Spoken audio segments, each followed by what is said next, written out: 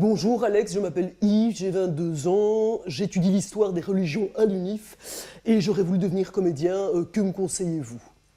Cher Yves, déjà continue à étudier l'histoire des religions, c'est très intéressant. En revanche, pour être comédien, ça n'a absolument aucun intérêt, si ce n'est éventuellement pour jouer dans Au nom de la rose, mais ça a déjà été fait. Donc voilà, fais plein d'autres trucs et puis je t'attends sur les planches très prochainement.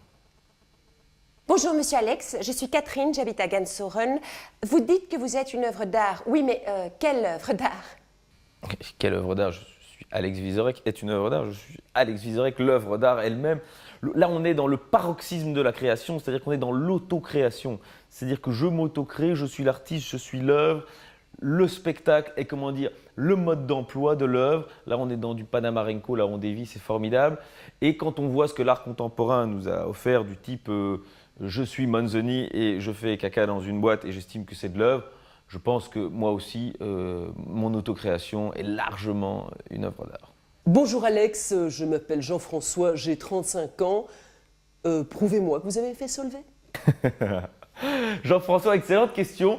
Ma mère me l'a posée également parce que j'ai jamais été chercher mon diplôme. Donc, ça peut éventuellement rester un vrai mystère de savoir si oui ou non j'ai fait Solvay. Et si, Jean-François, vous me voyez devant une feuille d'impôt, vous pourriez avoir les plus gros doutes quant à mes compétences à gérer les chiffres et les cases et toutes ces choses-là.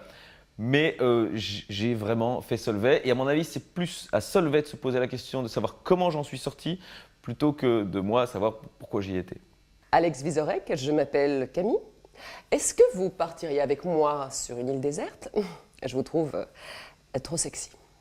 Merci Camille, ça me fait énormément plaisir, vous n'êtes pas la seule à dire ça et je le prends bien. En revanche, vous avez oublié de donner votre âge, ce qui quand même est un paramètre important quant au voyage sur l'île déserte.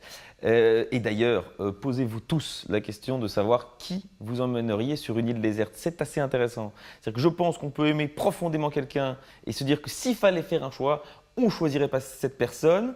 En revanche, on a tendance à dire par exemple, moi, je prendrais Paris Hilton, par exemple, on peut dire ça bêtement, mais Paris Hilton sur une île déserte serait plus vraiment Paris Hilton qu'elle est ici. Peut-être que ce serait quelqu'un de formidable.